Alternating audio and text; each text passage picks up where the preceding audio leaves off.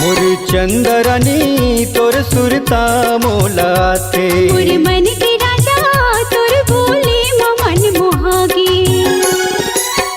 तोर मया के पाखी बांधे, तोर मया के पाखी बांधे, मन ये आकाश उड़ाते। मोर मन के राजा तोर बोली मन मोहागी। मोर चंदरानी तोर सुरता मोलाते।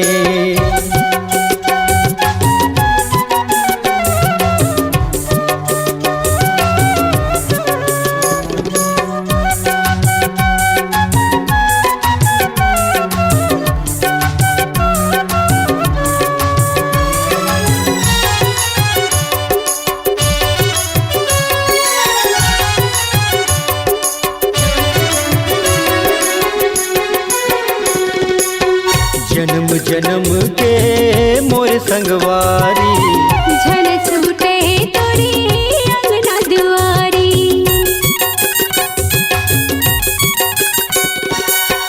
जन्म जन्म के मोर संगवारी, झन छूटे तोरी अंगना दुआरी।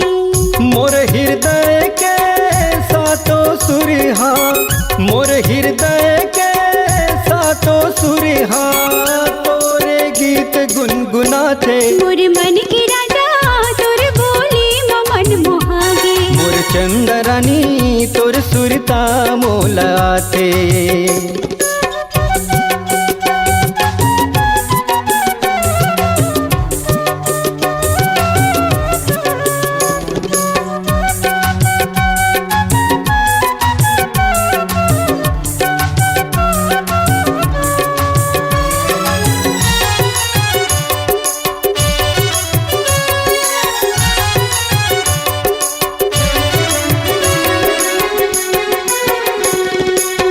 चुन चुन फुलवा रद सजाऊं, जियत जन्म भर साथ निभाऊं।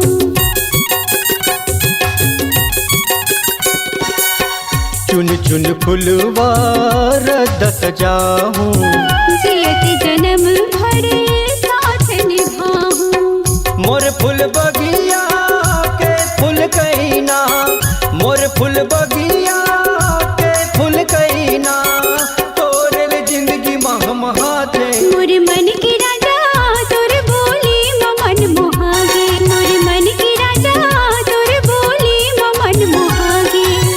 तोर मया के पाखी बांधे, तोर मया के पाखी बांधे, मन ये आकाश उड़ाते। मोर मन के राजा तोर बोली मन मोहागी। मोर चंदरानी तोर सुरता मोलाते। मोर मन के राजा तोर बोली मन मोहागी। मोर चंदरानी तोर सुरता मोलाते।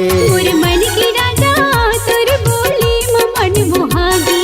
मोर चंदरानी तोर सुरता मोलाते। मोर मन के राजा तोर बोली मन मोहागी। मोर चंदरानी तोर सुरता मोलाते।